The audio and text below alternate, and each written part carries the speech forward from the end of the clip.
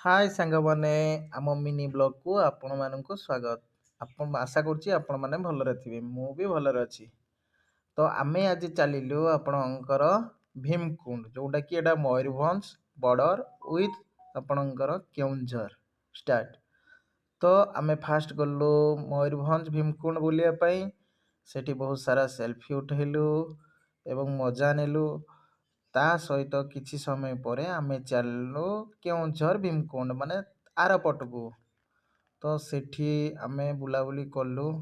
ଆଉ ସେଠି first entry gate time ମାନେ ବାଇକ୍ର ଥିଲା 20 ଟଙ୍କା, ଯେହେତୁ ଆମେ ବାଇକ୍ରେ ଥିଲୁ ସେଠି ଗଲୁ। ତାପରେ ନେକ୍ସଟ ରହିଲା ଆମେ ଯେଉଁ ସେଠିକାର ଯେଉଁ ଆପଣଙ୍କର ଘରଟେ ଅଛି, ସେଠି ମାନେ ସେଲ୍ଫି ନେବା ପାଇଁ ହେଲେ ପର୍ ପର୍ସନ୍ ଆପଣଙ୍କର 10 ଟଙ୍କା ଲେଖେ, ଯେଉଁଟାକି ଆମର ସେଠି ବି 20 ଟଙ୍କା ଗୋଟେ ଟିକେଟ୍ କରିକି ଆମେ ଗଲୁ। ଏଇ ଯେଉଁ ଘରଟା ଦେଖାହେଉଛି ହେଲା, ସେଇଠିକି ଯିବା ପାଇଁ ହେଲେ ଆପଣଙ୍କୁ 10 ଟଙ୍କା ଲେଖେ ପର୍ ପର୍ସନ୍ ଦେବା ପାଇଁ ପଡ଼ିବ। ସେଠିକାର ପରିବେଶ ବହୁତ ବଢ଼ିଆ ଥିଲା, ଯେଉଁଟା ଦେଖିବାର ସୌନ୍ଦର୍ଯ୍ୟ, ସେଲ୍ଫି ନେବାର ବହୁତ ବଢ଼ିଆ ପ୍ଲେସ୍ ଥିଲା।